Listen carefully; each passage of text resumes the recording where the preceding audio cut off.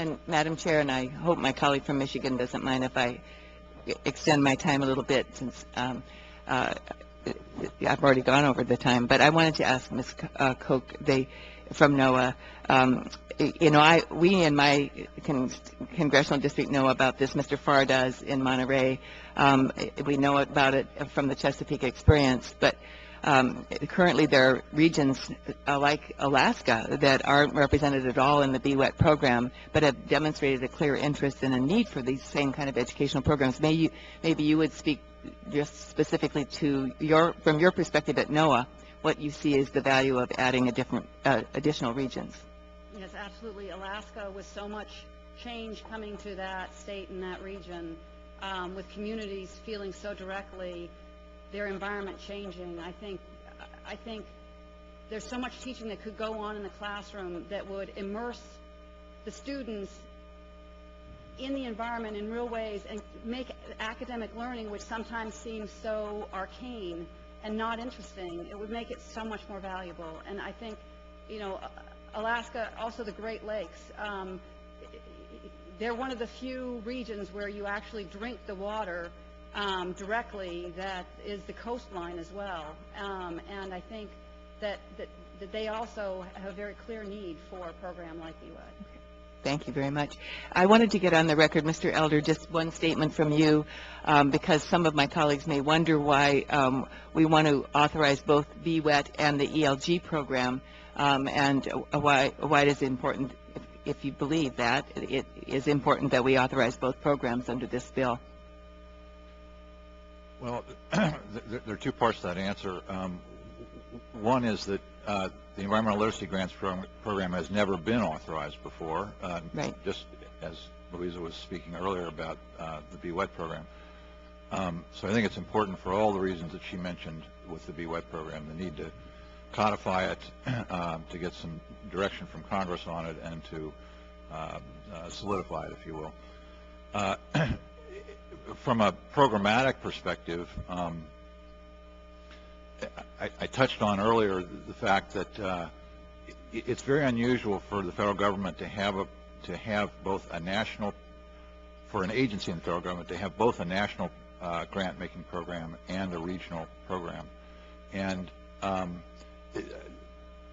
they complement each other very well. Mm-hmm. The national program can do things that the regional program can't, and vice versa. Mm-hmm. So there's a kind of synergy there, and at the same time, they don't have exactly the same purposes, they don't have the same structures, right. So they aren't exactly the same. They're not two sides of the same coin, but they do complement each other. But you think there would be a synergy by doing these together? There already is a synergy within, mm-hmm. From at least looking at it from the outside, within NOAA on this, so it just seemed to make sense that they, mm-hmm. to me, that they come together. And further extending my time, if I could, just to maybe allow Mr. Quayle to put in a plug for the launching of Be Out There, a campaign that I've heard about. In fact, I think there's something you might wish to announce that's happening today. Well, I mentioned earlier that our kids today don't go out anymore, mm-hmm. stay indoors. And this is a huge societal shift. It has all kinds of implications. So the National Wildlife Federation and a group of other partners are working together to conduct a major parents' education program called Be Out There. And mm-hmm. It takes a number of different efforts that we've had over the years to support getting kids outdoors, works with other organizations throughout the country to basically educate parents on two things. One is the importance of kids spending a little more time outdoors. There's great reasons to do that, a lot of health reasons. But in addition to that, the importance of basically how, what defines America? What is it that defines America? Is it going to be computer screens and television, or is it going to be an experience of nature? And so with that, we're really today making the official announcement. In fact, in about an hour and a half, we're having a press conference over at a school here in D.C. And tonight we're doing a gala event at the Uptown Theater with the launch of the film, which opens tomorrow, called Where the Wild Things Are. You're probably familiar with the book. 9 sentences made into a feature film, go figure. But Wow. there you have it, and so we're very excited about this. Thank you. And finally, the chairwoman has allowed me to get one more question in that, because I think this is important for the record as well. Both, either of you, Mr. Siglin or Mr. Rhodes, Chesapeake Bay area is a highly impacted region, and you were the pioneers for BWET. You've had this program there the longest, though it's not been a huge number of years, but you've been working in this arena for a few decades. Just maybe one or two examples about the changes you've seen in the communities, one community or several, as a result of these programs, and is there something that you want to highlight that has made them so successful? Mr. Rhodes is closer to the ground than I am. I'd like to have him take it. Okay. I'd enjoy that. For instance, I was describing during our break, at Drew Middle School, one of our schools, large number of students that use free and reduced lunch. Those students, over a 21-day period of time, investigated their local watershed, the Rappahannock River.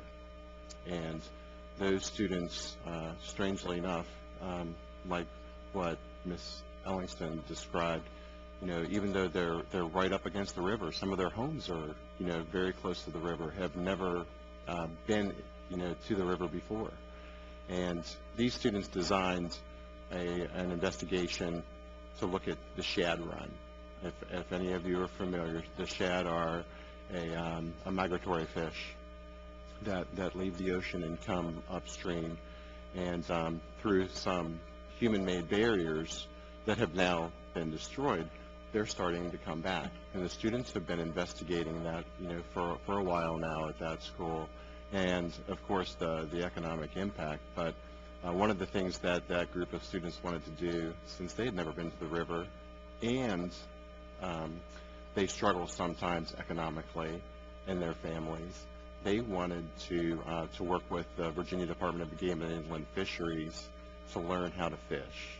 And and some of the remarks that we had from students after the experience, and we took all 210 students down to the river and set them up in stations, and they looked at water quality and so on of the Rappahannock River.